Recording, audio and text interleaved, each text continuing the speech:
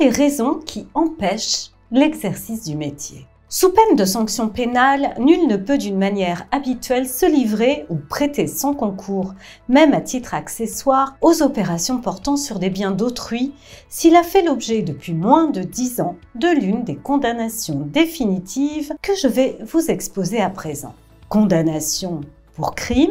condamnation à au moins 3 mois d'emprisonnement pour vol, chantage, escroquerie, détournement, organisation de l'insolvabilité, recel et infractions assimilées, blanchiment, corruption active ou passive, trafic d'influence, soustraction ou détournement de biens, faux, falsification de titres ou autres valeurs fiduciaires émises par l'autorité publique, falsification des marques de l'autorité, participation à une association de malfaiteurs, trafic de stupéfiants, atteinte à la dignité de la personne, atteinte aux conditions de travail, infraction à la législation sur les sociétés commerciales, banqueroute, usure, infraction à la prohibition des loteries, infraction à la réglementation des jeux d'argent et de hasard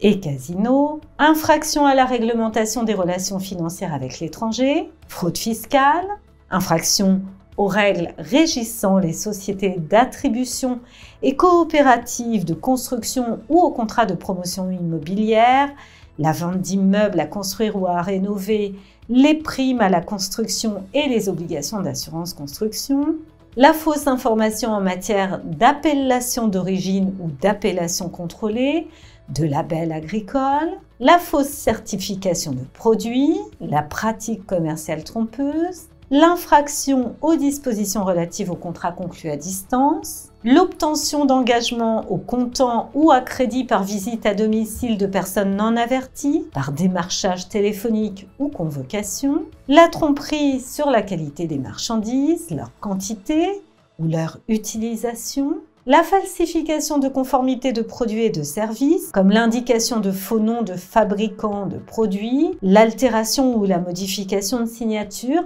et autres signes d'identification de produits, l'indication de fausse origine, française ou étrangère, l'obstacle aux fonctions des agents de la DGCCRF, le démarchage bancaire ou financier et la réception de valeurs en conséquence, le travail clandestin, l'activité commerciale ou de service clandestin, l'atteinte au système de traitement automatisé des données, ainsi que les discriminations de toute nature. Il ne faut pas également avoir été concerné par la destitution des fonctions d'officier public ou ministériel.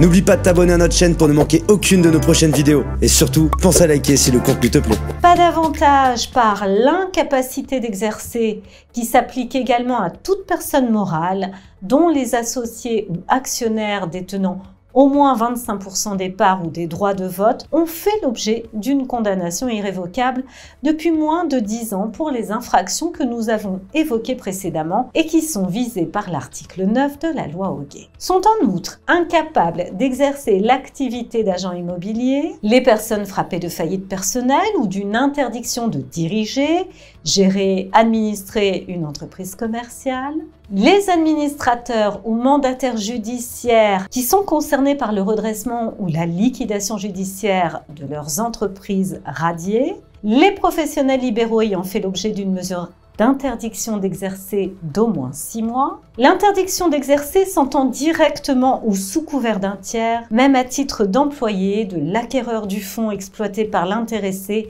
avant son interdiction. L'activité doit cesser dans le délai d'1 mois à compter de la décision définitive d'interdiction dûment notifiée, cette dernière pouvant réduire la durée de l'incapacité. La transgression de l'incapacité est pénalement sanctionnée. Le Conseil national des greffiers des tribunaux de commerce est autorisé à mettre en œuvre un fichier national automatisé des interdits de gérer. Ce fichier peut être consulté notamment par les greffiers des tribunaux de commerce et des tribunaux civils statuant en matière commerciale, les magistrats, les personnels des chambres de métiers et de l'artisanat,